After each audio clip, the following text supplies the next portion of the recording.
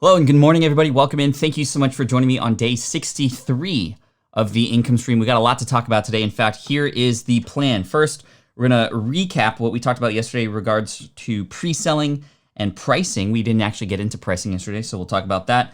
If you're selling a product and you pre-sell it, well, how might you deliver it then? And also, how are you going to communicate with those who potentially are going to pay you up front for this thing that you haven't even created yet? And then number 4, what's the follow-up process and how can you take that to the next step? All that and more, and plus a lot of answers to your questions today. If you have a question, pop it in the chat using the all caps question at the front end, and I'll be there to answer as many as I can. I can't get to all of them because it gets quite crowded in here. And to that note, thank you so much for joining me today. Appreciate you. Let's have some fun today on the income stream. This is the income stream to help you achieve your dream, all while we keep it clean. This is the income stream. It's the kind of show where you can come and go, but then you leave inspired with no fee required. The income stream with Pat Flynn. All right, welcome in everybody. Thank you so much. Today we are extending our 5-part series of, well, not extending it, but we're finishing up this week for how to build a business from scratch. If you haven't caught part 1, part 2, or part 3 yet, and you are truly serious about starting a business, I'd recommend you definitely check that out. In fact, we are following the same sequence that I talk about and teach in my course, Smart From Scratch, which is currently available for free right now at smartpassiveincome.com/toolkit. That is something that is normally something we charge for. However, we're offering it for free during this time. You'll find it there amongst other things that are offered for free too to help you during this time. Whether it's learning how to deal with getting laid off or working from home to stay productive, and tips and tricks, as well as my courses and books and whatnot. We've given away over $3.2 million worth of that course so far, so I recommend you check it out. Again, one more time, smartpassiveincome.com/toolkit. And again, today we are going to be talking about what happens after you nail your niche, right? You have really understood who it is that you're serving. You're not quite sure if this is going to be the business idea that you're going to focus on, but you keep getting green lights along the way, like we talk about, iterative process, baby steps, and you keep moving forward to the point where now we're at pre-selling. If you choose to create a product up front, if you know that you can create a solution for a specific group of people that you've done research for, well, we're gonna be talking about that process from that point forward. Other people may have done the research and not quite know what a solution might be yet and aren't quite ready to pre-sell something, in which case you would likely benefit from what we're gonna talk about next week, which is Platform Week. I'm calling it Platform Week. Next week, every day, we're going to be going deep into individual platforms every single day. I don't quite know the order yet, but I'm talking about platforms like YouTube. If you want to start growing an audience on YouTube, what do you do from there? If you want to start with blogging, what are the steps and what are some of the tips from there? If you want to do podcasting, what are the steps and what do you do from there? What about social media? What about Instagram, Facebook, or other places? So we're going to go deep into individual platforms next week. And so for those of you who aren't sure about a solution yet, that will be a great one because then you can build a bigger audience. You've tested, you've understood this audience and what they need help with. So you're going to be creating content for them, content marketing, building your audience, building your authority there, and then likely getting to the point later on where you can grab people who are interested or who have a particular problem in that space, and it becomes clearer now because you have a larger audience. How might you serve them and sell something ahead of time? And that's what we're going to do. So a lot of fun stuff. Let's see. Did you say iterative process? Yes, I did. Is that not the right way to say it? Anyway, it would be great with Buzzsprout, Malini. I don't know who said what or what we're talking about there, but number 1, bruh. And that's bruh for today's sponsor. We actually have our sponsor back today because the microphones that we're giving away in every one of these is actually back in stock now, which is really great. So our sponsor for today is buzzsprout.com. If you happen to go to smartpassiveincome.com/buzzsprout, you'll get extra time added to your hosting plan for your podcast. They're great. They help normalize and level out your audio, which no other host does right now. And they're a great team that actually cares about your success. So if you want to start a podcast and you're looking for a host, definitely check out smartpassiveincome.com/buzzsprout. 33% more time added to your plan from there. I'll talk more about them later, but stick around to the end because they are sponsoring the show in a way that's pretty cool. They're giving away a microphone, a Samson Q2U microphone, to one random lucky commenter here on every one of these streams through May 24th, although it might be extended because the microphones were out of stock the last couple days. Okay, more people to say hello to. Chitra, great to see you. Thank you so much for being here. We got Shilpa, great. We got we got Rob in the house. We got Chris says, thanks, Pat, with a smiley face emoji. Love the emojis. Thanks, by the way. Somebody had asked earlier, what about the light goals? We're not doing the light goals this week because we have the sponsors and we want to have all sort of eyes and ears toward them. And we're doing the giveaway anyway. So we're going to bring back the light goals for each of these later, but don't worry about that. Hashtag bro, says Chris. Great to see you here. Mark says, hi, Pat. What's up with the beard? I don't know. It's just like comfortable for me right now and added protection during this time. Dole Whip Dad says, who else loves Pat's BTTF themed thumbnail? Epic. Thank you. Yes, you see the little logo on the MacBook Air, the flux capacitor. Thank you. Appreciate that. Morning Chair Dan says, Michael, I apologize in advance for those of you who get the theme song stuck in your head. I had a couple people just sort of randomly message me yesterday saying, Pat, I hate you because your theme song is now stuck in my head. They don't actually hate me. They like it. But I think it's just kind of funny how much of an earworm that is. This is the income stream to help you achieve your dream, all while we keep it clean. This is the income stream. Whoa. Weird. Okay. Are we still frozen? Are we good? We're good. Okay. So let's dive into this, and I'm going to answer more questions along the way. By the way, on the thumbnail, behind the scenes, that was actually dry ice that made all that smoke, as if I was like typing so fast or creating up business ideas, which is pretty cool. AVPers question on being everywhere and doing all the things. How do you clear your mind and start doing the right thing first on your journey to everywhere? So number one, and this is a great place to start because I think this speaks to the iterative process, the step-by-step process, and the focus that we need when we are building a business. It's very, very common when you're starting a business to want to have all the things. A website, all the social media accounts, to be active on all those social media accounts, to repurpose everything that you haven't even created yet, to have a podcast, to have a blog, to have a YouTube channel. Here's a little history lesson. SPI started in October of 2008. It's my website, smartpassiveincome.com. That was the blog. It was just blogging only. And I started to learn how to be efficient and proficient there. Then in 2009, I started my YouTube channel. And I wasn't necessarily serious about it, but it became a repository, a collector of tips and strategies that were better and easier for me to share via video.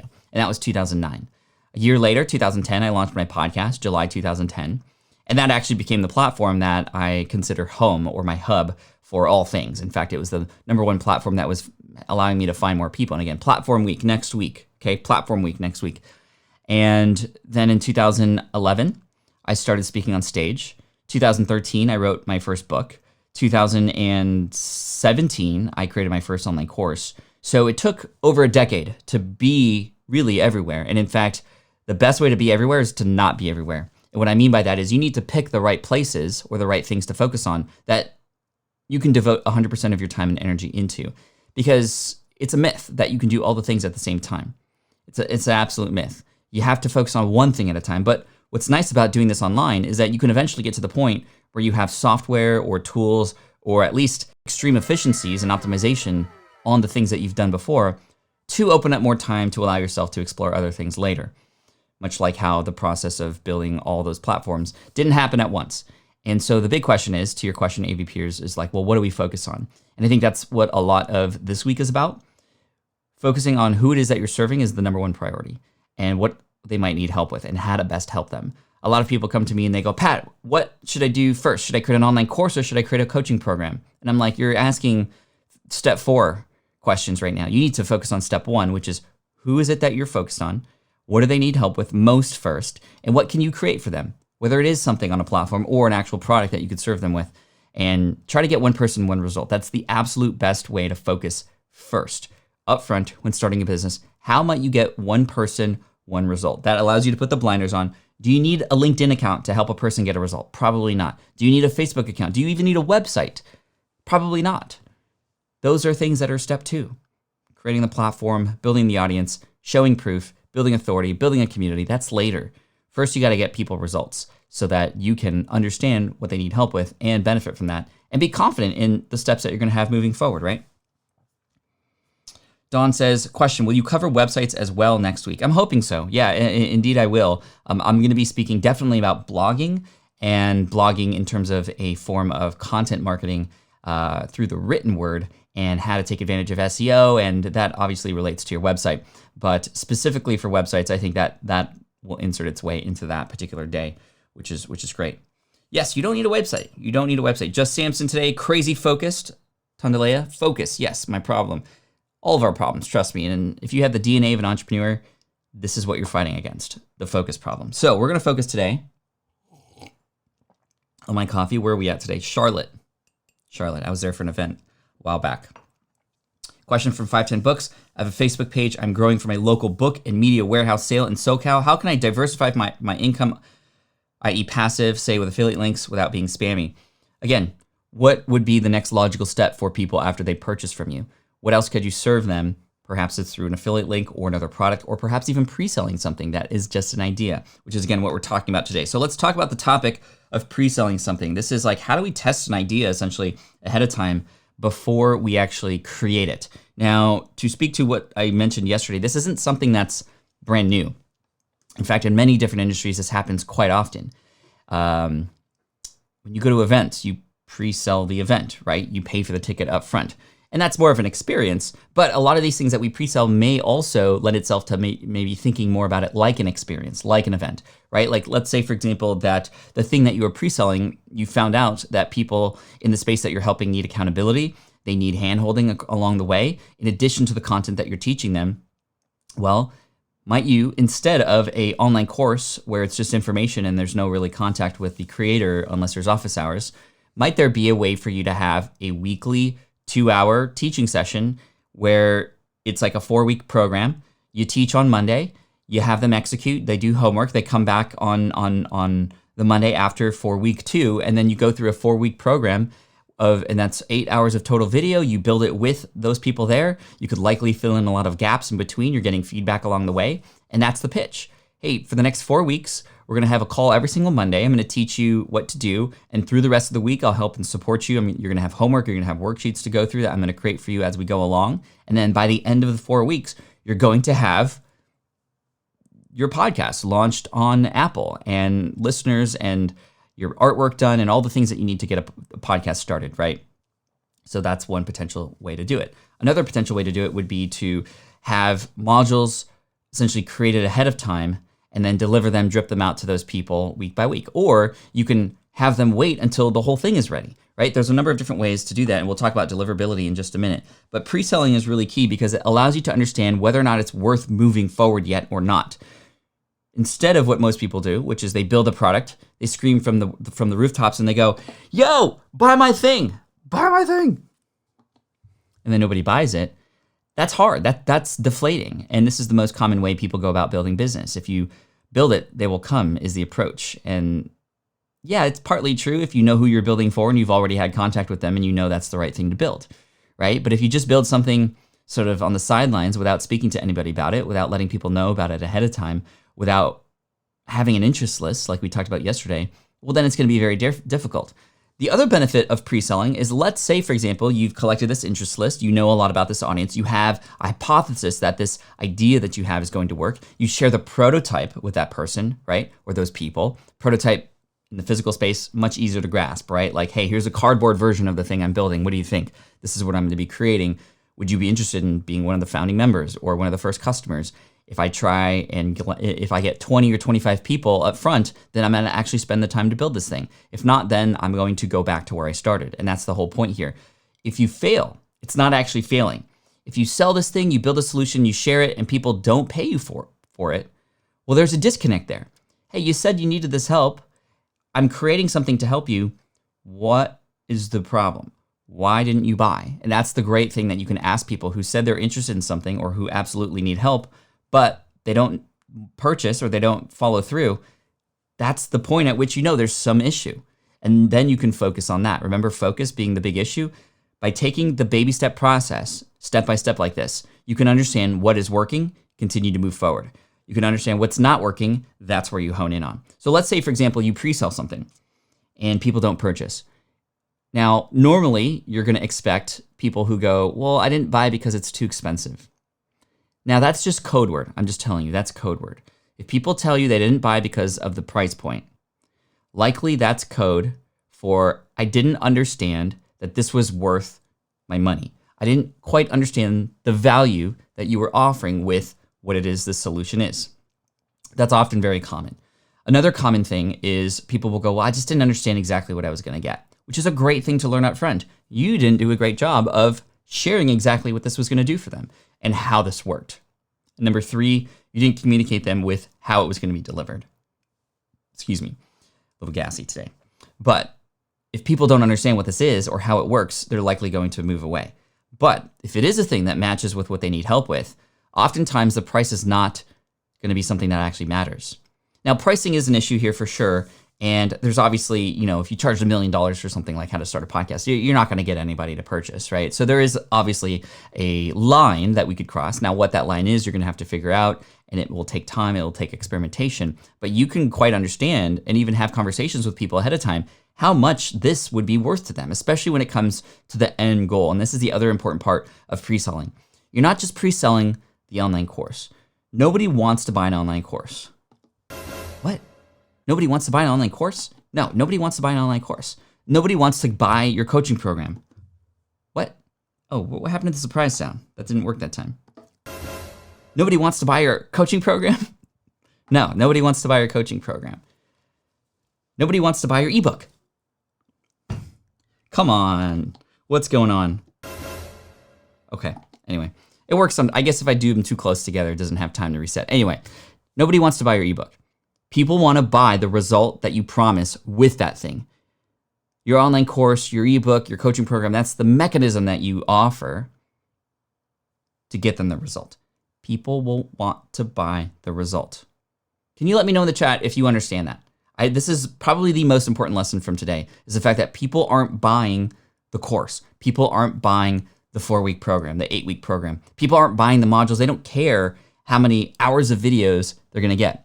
That was the case back then. Back in 2008 when I started, I remember online courses and other things being sold. It was like, you get 360 hours of video, and we add 100 hours of video into the library every single week. And it's like, yay, because video was very rare back then, right? So it was like, oh, this is super high value stuff. I get access to this library. But guess what?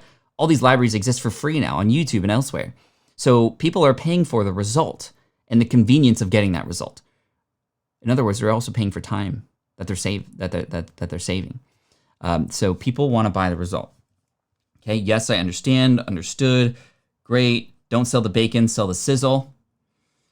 No, not necessarily. I think what you're selling is the satisfaction of is that experience of tasting the bacon, right?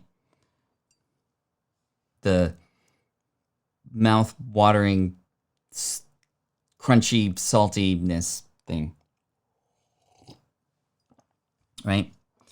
We're selling results. Yes, understand, good. This took me forever. This took me absolutely forever to understand, literally 8 years. Yes, 8 years. And yes, although I had a successful business, things started to ramp up significantly when I started focusing on the promise of what I was selling, right? So think about the thing that you're thinking about creating, or perhaps a thing that you already have to sell. If you want to be honest, let me know in the chat if you know that you are actually not focusing on the promise and the result and the transformation as much as you should. And that's absolutely important, because that is the game changer. And if you do it right, price actually doesn't matter anymore. Now, when you're pre-selling something, there are some benefits that you can add to your pitch, to your offering, to help encourage those who might be on the fence, right? And they should be on the fence if you found the right people and you're talking to them in the right language, like we talked about on day one, and if you are honing in on the things that they need. So what are some things that you can do when pre-selling to help people who are on the fence? Number one, you could offer a discount. Now, you have to be careful about offering the discount because you haven't sold this yet, so how is it discounted? Well, you got to be careful about the language that you use. I would just say, we are likely going to be selling this at this price, but for the founding group members, and this is the other strategy, you want to make them feel like they're a part of something, right? Not just like a customer or a credit card number. You want to make them feel like they are a first user or a champion member or a founding member. Founding member is usually the best term. A beta student is also great, although you got to be careful in different industries. Beta in some industries just means crappy version of, right? And we don't want to sell the crappy version of something, but beta is often used in the entrepreneurial space, in the software space, as, okay, I'm going to come in as a first user and it's okay that there's some bugs here. And that's the other cool thing about this. You are upfront with people. You're letting them know that this is the first version of something, but they get not only a lower price than it will be eventually, if you choose to do that. You don't have to do that. In fact, again, like I said, if you do it right, the price won't actually matter. But you can also mention the idea that they get access to this first. In any industry, you're going to have people who are excited about getting access to something first. Majority of the people will want to wait for those people to get results first before they get into something else. Thank you, Yoga Love. I appreciate it. Solves all my problems. That is just music to my ears. That's why we're here. I doubt that it solves all your problems, but probably major problems. And this is why we're talking about what we're talking about today, because there's a lot of major hiccups when it comes to building a business. And these are the things that we're talking about. Another thing that you can offer is special access to you, right? And this is in your pitch, whether it's a pitch in a DM and a direct message of some kind, or on a sales page, or on a landing page, or in an email. In addition to getting it at a lower price than it will eventually be, and in addition to being first to access this material, and you'll also get direct access to me, because this is something that will be mutually beneficial for both of us. I'm going to be there to help you and walk your hand through the entire situation so that you can get, again, remember, the result. We're selling the result. We're offering the result, the promise. And in exchange for that, I'm also going to understand what I can do to better improve the content for you over time and fill in any holes that there might be. And again, you're being honest with people up front about this. This is in contrast to a very famous pre-selling strategy that was used by Tim Ferriss in his book, 4-Hour Workweek. You might remember this. Let me know if you remember this while reading that book. He shared an example of selling sailor shirts. I don't even know necessarily what a sailor shirt is. I'm just imagining like blue and white stripes with like a red scarf. I don't know why the scarf's in there. He wasn't selling the scarves. Anyway, his strategy for pre-selling was a little bit different, and I'm sort of 50-50 on it. I understand it, but I'm not quite with it because it's not necessarily being quote unquote honest. So he essentially sets up the sales page selling the shirts with a buy now button.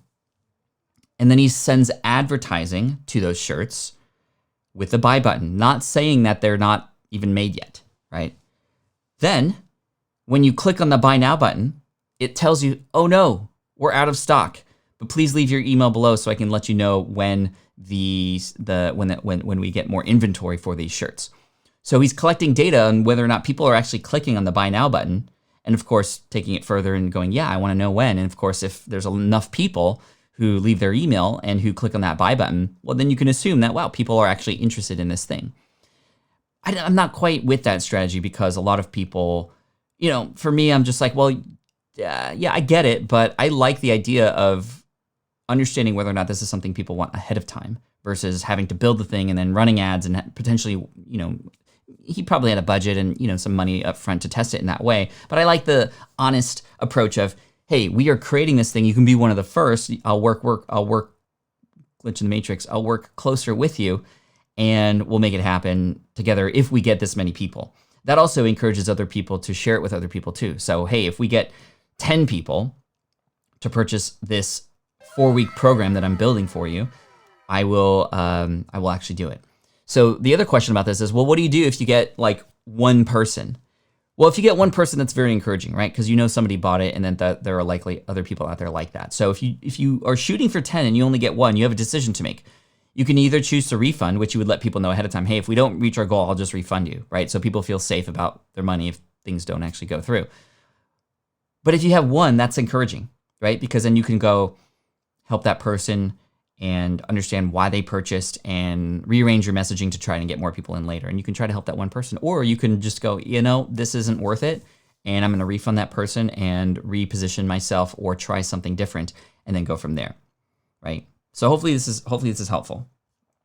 Now, there's another story of a person, actually. His name is Jay Abraham. I've mentioned him before. He's the one who quoted, if you can define the problem better than your target customer, they will automatically assume you have the solution. That's a Jay Abraham quote. I found a story that involves pre-selling with Jay Abraham.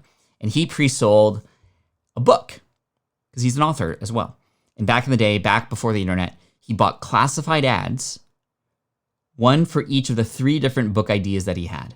He had the book title, he had a description of the book, and these were just book ideas. He had 3 book ideas in his head. He wasn't quite sure which one people wanted, so he sold them each up front in classified ads in newspapers, right? Remember those?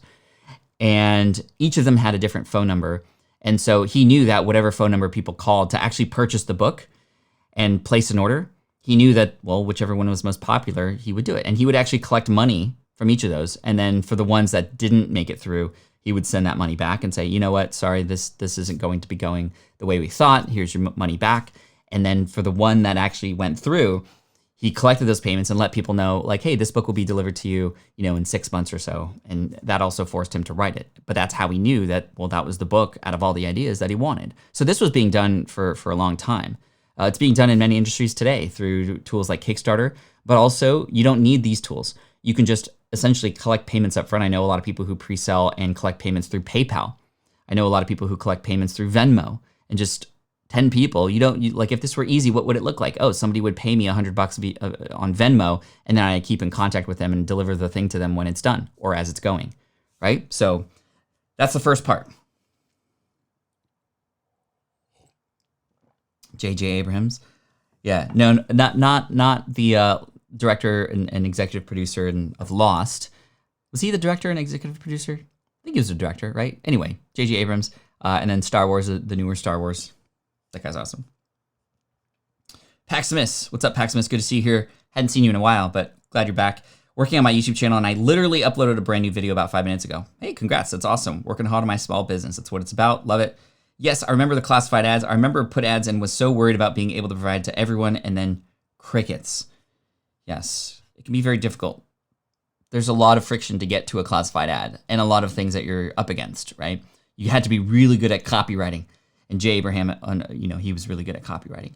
But man, I'm just like remembering the sea of just text and small text, and it's like 4-bedroom apartment, whatever. Like, it's just crazy. Jay Abraham is a god in marketing.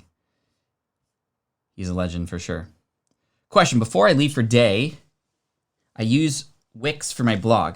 I haven't been able to buy the domain yet due to financial difficulties. Can I use their subscribe feature or ConvertKit for email list?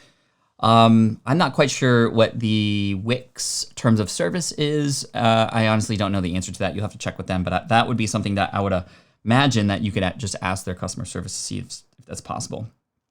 I like that approach as well, giving them the ideas of why you are doing. Yes, I like that. We got a super chat from Rafal. Thank you so much for that super chat, my friend. I appreciate you, and that's awesome right there. Let's see. I was a part of Jay's mastermind a few years back. Awesome. Let's see. Any questions that came in about this? If not, we will move on. Super chat. Tariq, thank you so much for the super chat, my friend. We are supporting Project Cure this month. We donated 6,000 meals last month. We'll see where we end up this month. We're not donating meals. We're donating equipment to those in need in the medical field right now this month, which is really great. And we're doing so good. I think we're going to be very close, if not surpass our donations from last month in terms of total dollar value. Pat, do you want to comment on Gary Vee type selling, or those who say scarcity with tactic to pressure to buy? Yeah, I mean, this is a good thought. Scarcity. Scarcity is the idea of saying there's only a limited amount, or there's only a limited amount of time, or something might be going away at a certain point in order to pressure people into making a decision. And that's really the idea here. Now, there's two sides to this coin here. There's people who go, that's jacked up. That's wrong. That is, you're just playing mind games with people so that they'll purchase. Like, how scummy can you be? But on the other hand, that's one, like just defaulting to that's bad. Like, no matter what happens, scarcity is bad. Then there's the other side of the coin, which is where I fall in, which is if you know that you have a product that's going to serve people, if you know that you can actually cure this person's disease, problem, pain, etc., maybe not a physical pain, but maybe it's a mental pain, it's whatever it is that you're helping them with, then isn't it your responsibility to do whatever you can to convince this person to make a purchase? Now, that's on the extreme end. I'm not quite there, like, do whatever you can, because there are definitely ways to offer scare tactics that are completely out of line, for sure. And so we don't want to do that. But you have to add some strategy in order to help people make a decision, because that's our job as marketers. When you are a business owner, one of the hardest things to do and realize is that your job is not just to provide value and create something that can help solve people's problems, but you need to help people make a decision.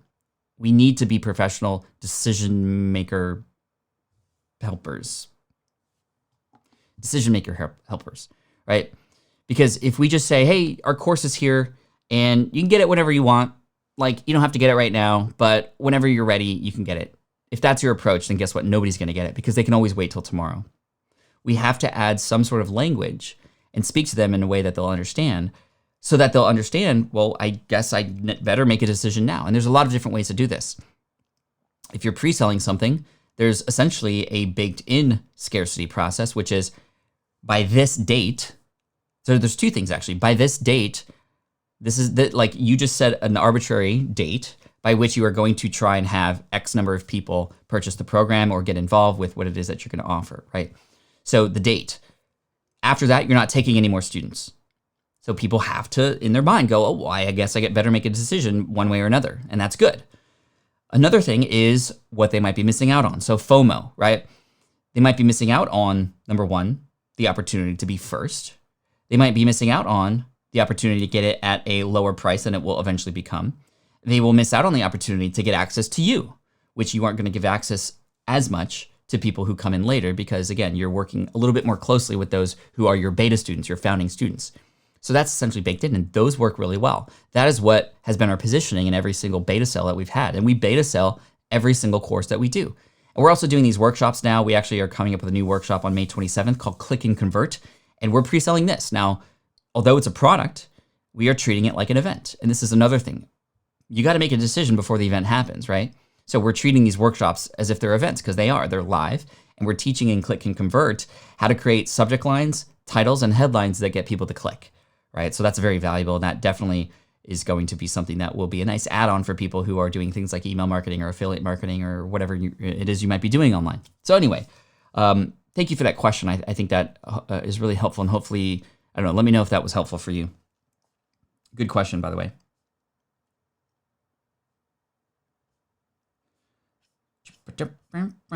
Man, I got that. I don't know if any of you. So by the way, random fact. I do have a TikTok account, and there was this one video that I posted like months ago. I hadn't posted for like almost a year at this point, but I remember last year I posted a video where I was just doing like a little dance because there's a lot of dancing on TikTok, and I was like, well, what happens when I dance? Well, that video has 393,000 views. But like, what am I going to do with that? I don't know. It's just a fun platform. And I have this song stuck in my head. If you're on TikTok, you've probably seen this. It's like the one that goes, din, din, din, or din, din, din, din, din, din, din, din, din. Like, I don't even, I mean, it's just such an easy dance, but I still don't even know how to do it. Din, din, din, din, din, din, din, din, din, din, din. What am I talking about? I'm just stalling because I forgot the next part gonna talk about. Anyway. Wendy, love this point. I never feel guilty about selling to my clients because I know it will improve their life. I agree we have to give people a reason to justify their purchase. Thank you, Wendy. Love that. There is some commenting on Gary Vee and his language, right? He might need some soap every once in a while, but that's his style. You know, he's talked about that before. He's literally created videos about why he swears so much. That's his style, and that's okay. And that's him, right? I very much like him believe in the same things. I am not necessarily about hustle culture in the way that he talks about it and working until you drop dead. I believe hustle is important, but I also think hustle can be inserted into your personal life. You need to hustle with the relationships that you have. You need to hustle with the time that you spend with your family. You need to hustle putting work aside so that you can work on your personal life and your hobbies and your interests and other things too. That, like, I want it to be a little bit more well-rounded. But he knows his language, he knows his audience, and he sticks to his guns. And I love him for that. Unfortunately, I can't share him with my kids quite yet, but I wish I could because he's got some good stuff. But this is where I come in and I take the opposite approach. I keep it clean, right? Where we keep it clean, this is the income stream. And that is part of my positioning, right? And this is why many of you are willing to share me with your kids. This is why many of you, when you were going to commute, you put on the podcast in the car with no worries whatsoever.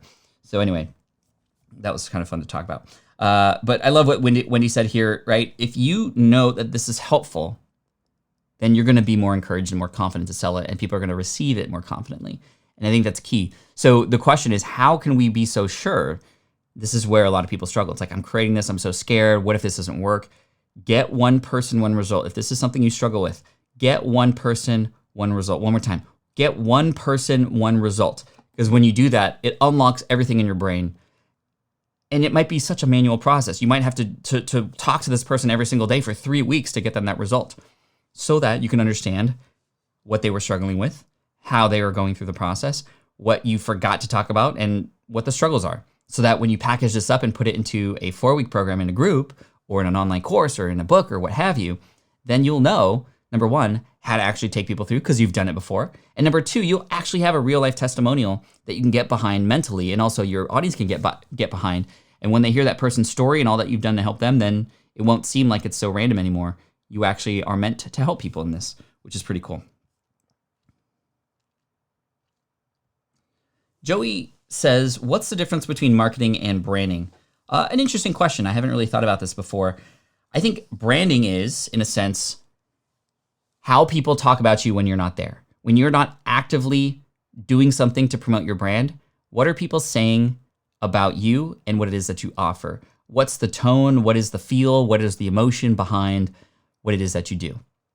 Marketing is you actively going out there and sharing your message and sharing your offerings, sharing your solutions, building relationships with people. That's you actively doing it. Your brand is how people feel about what you have created. Marketing is you creating that feel for others.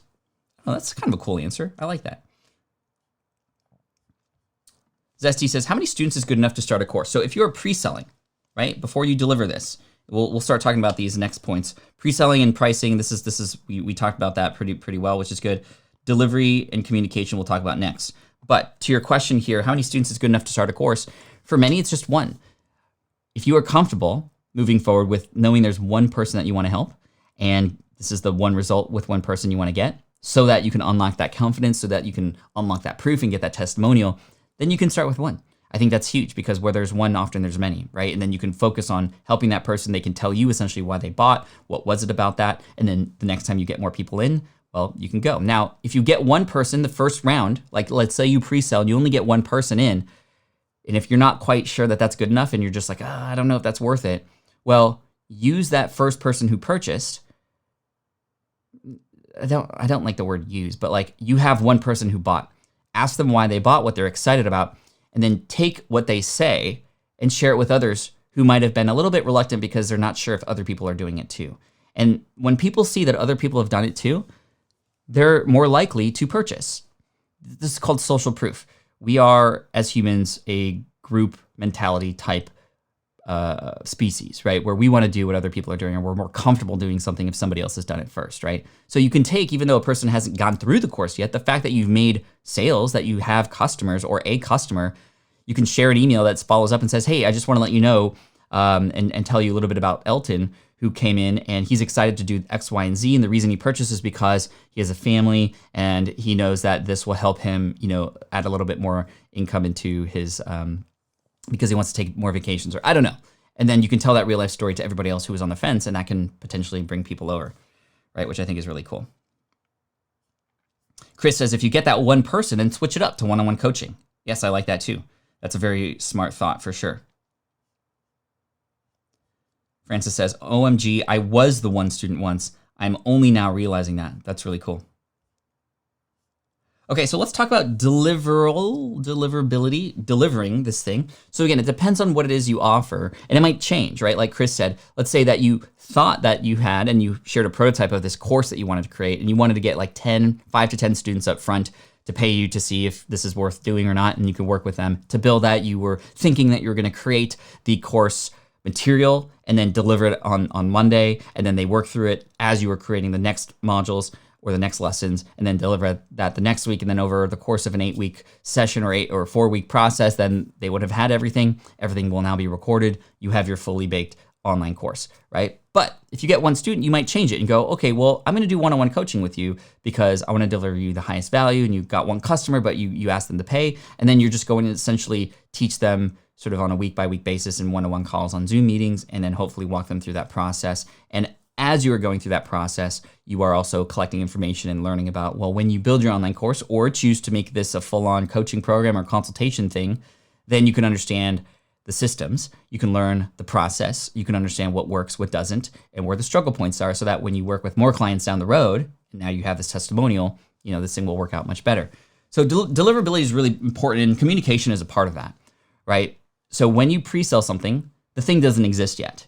And it's really important that you let people know up front, and you have a place to hold or contain these people so that they can communicate with you, whether it's just privately through email, or maybe it's in a specific Slack channel if you know Slack and can understand that. That's a very high value way to communicate with people who are beta students or founding students, to let them in on a place to message you when they come up with problems or have issues. And that's important because you want that. You want that feedback now so that you can refurbish, refine, and then relaunch. And then it might be a Facebook group where you want to have the community together and actually helping each other at the same time, a place for them to sort of rally each other, a place for them to share wins with each other, which could be a huge benefit, and why you might want to go public or closed group versus just having it be private. So there's different ways to communicate, but you have to let people know when to expect things. And this is really cool because when you pre-sell something, I'll tell you, something lights up under you when you see that people have paid for something or have said they want to do something or get something from you, and you give them a date, right? Like you're going to, if you've ever struggled with procrastination or not doing something, and when you know that you have somebody who's sort of waiting for you, who's paid for something, it really gets you moving. Like, I promise you. And what's really cool is that gets you going. So definitely a place to communicate, but also letting people know up front what they can expect, when they can expect to get things, right? So even us pre-selling our workshops, for example, we have them, we actually pre-sell our workshops through Teachable. When they get into Teachable, there's one lesson and one lesson only. And it's, welcome, your workshop's happening on this date. Here's the link for the workshop, and make sure to come on live. And you can expect that it's going to be an hour and a half, and you're going to learn X, Y, and Z. And then afterwards, we're going to chop it up and turn it into a teachable course here for you, so it's much more digestible. So whether you watch it live or not, you can come back in here and you have access to everything that you need. That's a really cool way. If you're pre-selling an online course, I would still sell it through the online course platform with a welcome message that says, hey, here's what you can expect. Next week, you're going to get your very first video. And in that video, I'm going to teach you how to do X, Y, and Z. Here's a question that I want you to think about before you come into the call. And then after that, you'll see a new video from me every single week for the next 8 weeks. And then by the end, you'll get blank, right? So communicating with your audience on the platform itself or through email or whatever mechanism you have is really cool. This is a recent episode, so love that idea. Cool. Makes sense. Great. Let's see. On Pat's Smart Passive Income podcast, there was an amazing episode about writing a great sales page with much of the advice he's talking about here, but even more advice. Yes. Definitely recommend checking out Prerna, Prerna, from Content Bistro. She is a student of mine, and I invited her on the podcast because she talks about a lot of really amazing things to help you build a sales page. Things that aren't necessarily talked about quite often, from how to restructure your guarantee so people can be more confident in what it is that you're offering, to what else do we talk about? Adding proof to the process and how to add proof to something if you haven't done it yet. And the proof here is, and again, if you're selling something, you need to let people know that this thing can actually help them. Now, how do you do that? This is the puzzle. How do you let people know that something that's brand new is going to help them? Well, this is where you have to find mechanisms or ways to let people know that this thing works. So maybe what it is you're teaching is a process that you've done yourself, and you can share a little bit more about your experience doing that thing or going through that method and the results that you've gotten too. So your own experience can go a long way too, and you're just helping other people follow the same path. Another thing to do is you can share testimonials or kind words that other people have said about working with you. You haven't launched this thing before, so there are no testimonials about the thing you're launching, but there are likely people out there who are willing to say some great things about you and help people feel more confident about working with you, right? If you've ever coached anybody, or even if you just have somebody who you helped, go and ask them for a testimonial and just be honest with them. Hey, I'm selling an online course, or I'm pitching this, and I'm looking for somebody who has worked with me who has had a good experience that I can add on the page to help people understand that I'm actually real and that I could actually help people too, and I have experience in this topic or space.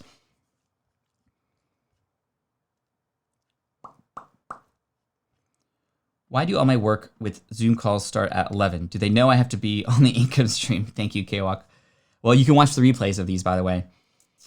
Tomorrow, we are going to talk a little bit more about this process and spend a little bit more time answering questions about the week, because we will have finished up and wrapped up this week. I'm really excited because now I'm imagining on my channel page on the Pat Flynn channel on YouTube that there will now be a specific section with these thumbnails about this specific topic. So this becomes, by the way, you didn't know that I was doing this, but this will become my Start Here set of videos.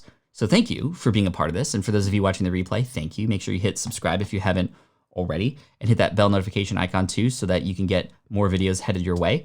And I think that this will become a real, like I've already noticed, for example, because this was so topic specific and it's helping people who I know are in my audience. Day one, which was just a live stream, but it was about this specific topic and part of the series, right?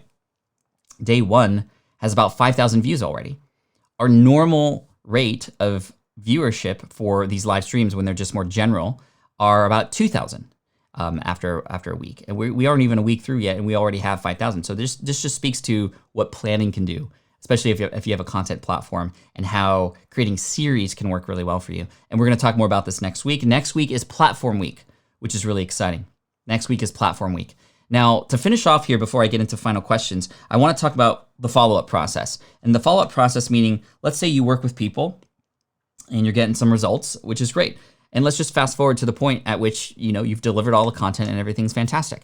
Well, you wanna make sure that you follow up with those people to ensure that they've gotten everything that they need, to ask them what else they might need help with. That's really important. And yes, that might lead to you having to create a few more things to fill in those gaps, but you wanna do this stuff now so that when you launch this thing publicly, you're gonna have not just the course the way it should be, essentially built by or from the experience that initial beta students or founding students have had, or founding members or founding customers, or, you know, it doesn't matter what the product is. Maybe you have a service, right? And you wanna find, you know, 2 clients that you can work with to help with your web design help. Whatever it is, you can work with them. And the reason for over delivering is so that you can get a really great testimonial that you can then use publicly. It also allows you to get much more clear with who it is that you're serving, to be more confident. So follow up with what else you can do to help them if they've gotten that result or they're starting to get some results. Follow up with what else they might need help with. Those things, even though they might be step 2 things, right? So you've taught step 1, you've taught them the thing, they're getting the results. Ask them what's next for them. And those things can become either the next course, or you can create a bonus from that too. This is where you can do some fun things with marketing, right? So let's say you get 10 people to go through your online course. And you know, some people, especially if you get 10 people in there, let's say for example, you know, like 3 or 4 start to get results right away, which is really great. Or they go through the 8-week program. A few are struggling. A lot of people had life get in the way, so they're trying to get caught up. But you have a couple people who succeeded and followed through and got some great results, which is awesome.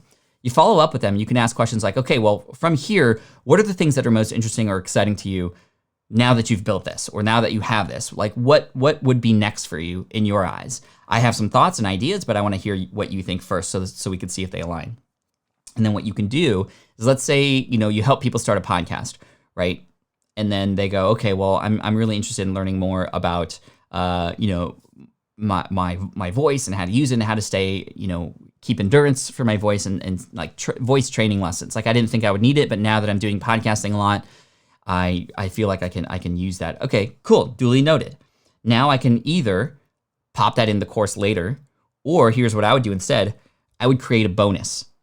I would actually create either a PDF file or a bonus video or a bonus mini course or a bonus something that speaks to that. Then when I sell the course again later, my podcasting course, remember, I would go, hey, and as a bonus, if you purchase within this certain time period, I'm also gonna give you access to our bonus voice lesson and podcast endurance training program. And that is something that the students had asked for, and that's gonna be included if you make this purchase now. And at this date, that bonus will go away. And so this is a really cool thing. That could even be a workshop that you hold, right? That you actually have people pay for, that the people who got into the beta program can get for free, right? So they feel very good. It's like, hey, you guys asked for this. I'm gonna give this to you. I'm actually selling this, but I'm giving it to you for free. The other cool thing about this, and this is sort of our positioning, is that when you sell the thing, and then you repackage it, you could continue to sell it afterwards as a replay or a replay workshop or training. Now this bonus has real value. It is actually something that has a dollar value to it versus a lot of bonuses that are just sort of made up with a price, right? So this is a cool strategy, how it works. Okay. Martin says, I'm now officially on my thirst notepad. Third or thirst? Are you thirsty, Martin? Let's see. How does it feel to be on live news telecast? Asked Chitra. Yeah, I was on 3 or 4 different stations last week, which is pretty cool. Big shout out to my publicist, Brittany Lynn. And she was able to get me on KTLA, a couple Denver and Colorado channels, an Arizona thing. I'm going to be on the radio tomorrow, which is really cool, in LA. So yeah, it's been fun. It's just interesting how quickly it goes, right? I am used to live streaming 1 hour a day here on the Income Stream, 8 a.m. Pacific, 11 a.m. Eastern. This is the link to go to every single morning, just in case you don't know, patflynn.com/theincomestream. And again, we're going to finish up the series, the Start From Scratch series here on the channel. But the next week, we're going to go into platform week. But it's just interesting how quickly it goes. And I want to talk more and help people more, but they're like, okay, and that's it. We're done. Now moving on to the weather. And it's like, whoa, okay. So I have to be very, very honed in on the words that I use and the stories that I tell. And it's been cool. It's been really cool and to see the replay later and watch it after. And I'm like, wow, this is really weird because I'm used to seeing myself on the Income Stream every day. And then to see a little bit of a clip from what seems like a part of the Income Stream on the news is pretty neat. It's pretty cool. I'm not gonna lie, it's pretty awesome, and I'm very thankful for the opportunity for sure. Question from Just Samson. Thanks, Xenia and Vlada. How much have you learned in the last 63 days of sharing with all of us? I've learned a lot. I mean, I didn't know I was going to go this long. In fact, I was going to go a couple days and that's it. And then many of you kept coming back and wanting more. And then I was like, this is going to become a show. And then we built a song. This is... And we've had fun with sound effects. And a lot of other things. And it's just become something much bigger than I thought it was going to be. And I'm so thankful for that. And I think this just speaks to the idea of like, you got to put yourself out there and try something and see where it ends up. And, you know, this wasn't going to go the way I expected. And, you know, I am hoping that it will grow even bigger. I think that we are doing pretty well here in terms of quality, in terms of content, and it's definitely helpful for people. And this is the time that people are looking for and seeking new opportunities to build something new. This is the time where people are absorbing content, and I can teach and give time for people to absorb content at the same time. So that's pretty fun. I've learned a lot about storytelling. I've learned a lot about creating something entertaining, hopefully, and to keep you watching here. I mean, if you're watching here at the end of the stream today, then likely I'm preaching to the choir because, you know, people come in later. But if you're watching right now, thank you. And I've learned a lot about ways to continue to keep talking. This is what I've learned. So I've actually studied a lot of Twitch streamers, especially both in the gaming space and in other spaces where they just have really large audiences. And I'm just wondering why. And so I've been going into there to learn. And one of the best things I've learned is like, you got to keep talking. You got to find some way to continue to speak to the audience that's there, or else if you just pause for, you know, even 10 seconds, it becomes very awkward.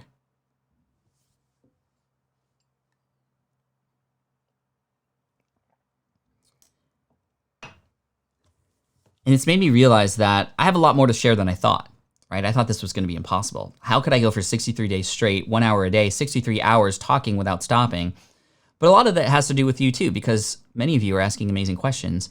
And so I don't necessarily come in every day with a plan, with everything that I want to talk about. A lot of times I just leave that up for the world to decide, for you to decide. However, coming in with some sort of structure and purpose does help for sure. And I've been trying to find ways to keep it entertaining in different kinds of ways, like bringing a wheel on, doing contests, and I've been mixing it up and trying new things like that little thing there, and I'm trying to look for other ways to engage my audience a little bit better. Just trying to be a one-man show and see what I can do. And I've also learned a lot of people have since taken my lead and have also created their own live streams, and I think that's really awesome. I think that's really cool. Margaret says, dude, quit it with the song. Just kidding. Bro, hashtag bro. I always think I'm going to run out of content. I think we all do. But this is great training, right? This is great training, and I think it's definitely helped me when I get live on a news station. I don't feel like I'll ever have things to run out on. It's also something that has helped me just get better at communication. And my filler words, there's less of that, and it's definitely played a role in when I'm a guest on another person's show or I'm recording my own podcast. I think that tone has changed a little bit. Question, in the future, can you put the creator of what you are reviewing on call so we can hear, so we can ask questions or explain why they did what they did? Frustrating that they can't be heard. This definitely would be the next step for me, Dawn. So to start turning this into more of a one-man show and turning it more into a late night show or a daytime show where we have guests come on and we can put a business spin on that, right? So for example, if I'm doing a website review, I can ask questions or I can bring special guests on who might have some great information to share, much like the podcast, but more of in a live setting. And I do have the capability to do that. I just haven't gotten around to doing that yet. But I think a great way to kick that off, maybe after Platform Week, we do Collab Week. That might be fun. It might be fun to start out with people who I know are crushing it out there in different spaces and to bring them on as guests. And that way I can be a little bit more comfortable with a friend who would help me create content here, as opposed to maybe later I would want to have people. The worry about that's just top of mind is, a lot of times I see live streams where guests come on who just aren't, who reduce the, I want you on the show. I want you here, but I'm just the cadence and the rhythm and the sequence. I don't know. I want to try it again. I think maybe I'm just assuming something that maybe isn't even true. But part of that job would be to make sure that I help ask the right questions. And again, the worry is having somebody come on and either hijack the stream, which is why I would want to start with the friends, or to come on and just not add a lot of value. But anyway, maybe there's some pre-interview stuff I can do. Anyway, I'm just thinking out loud, but I appreciate you. Let's see. Great idea. Yep, I think that's a great idea. Collab Week. That would be awesome. That'd be really cool. Wow, so we talked about a lot today, everybody. We talked about specifically the idea of pre-selling and pricing, delivery and communication, how to keep those people who purchase ahead of time interested, excited, and how to make sure that they're not going to get upset, and how you can deliver for them and turn that into something where you can follow up, create next products, create bonuses, and hopefully have something that you are now confident in selling. And to Wendy's question earlier, or point, which is when you're confident about something, you're gonna be more likely to push it out there and have success with it. So what an amazing week. I love the theme week. We're gonna do another theme next week, which again is Platform Week every day. And I'll probably list it out over the weekend, what day is what, let you know ahead of time in case one of those days is more interesting to you than another. But we're talking YouTube one day, we're talking blogging one day, we're talking podcasting one day, social media, perhaps even specific social media platforms, which I think would be really interesting. I definitely want to tie into Instagram a little bit, maybe even go into Twitter. We'll see. We'll see where it goes. But I'm really excited to do that because I think those videos in particular will be very good, even on their own for people who watch later. So we'll see what happens. But thank you so much. I appreciate you. If you didn't forget, we still have a giveaway to do. So we're going to give away a Samson Q2U microphone thanks to today's sponsor, which is Buzzsprout. If you're going to start a podcast, definitely check them out. smartpassiveincome.com/Buzzsprout would be the place to go. So if you go to smartpassiveincome.com/Buzzsprout, oops, not Buzzsprout, Buzzsprout, my bad.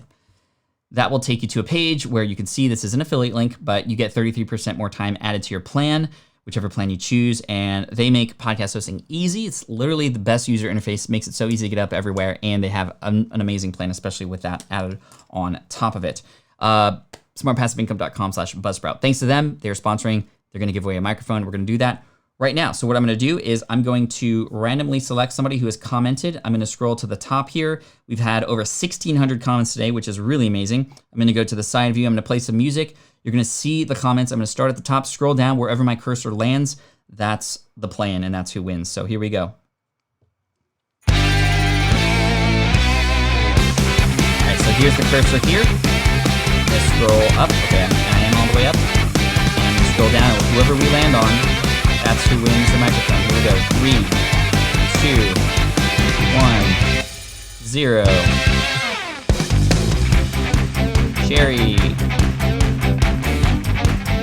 Sherry Noble. Congratulations, Sherry Noble. If you could send an email to pat@patflynn.com, that would be awesome. By the way, if you happen to be international and not from the US, unfortunately, we won't give you the microphone, but we'll give you a $60 gift card. $60 gift card anyway. So you'll get rewarded either way. So Sherry, congratulations. Send an email to pat@patflynn.com and we'll get you hooked up one way or another. And thank you all for being here today. I Appreciate you. What another amazing day. Make sure you come check out the stream tomorrow, patflynn.com/theincome stream. Share this if you'd like. Make sure to check out part 1, 2, and 3 on the channel if you haven't already, because we finish up tomorrow in our 5-part series about starting a business. So thank you so much. I appreciate you. And as always, Team Flynn for the win. Peace out, and we'll see you tomorrow. Bye. This is the income stream to help you achieve your dream, all while we keep it clean. This is the income stream. It's the kind of show where you can come and go, but then you leave inspired with no fee required. The income stream. Stay safe, everybody. Thanks so much. Pat Flynn.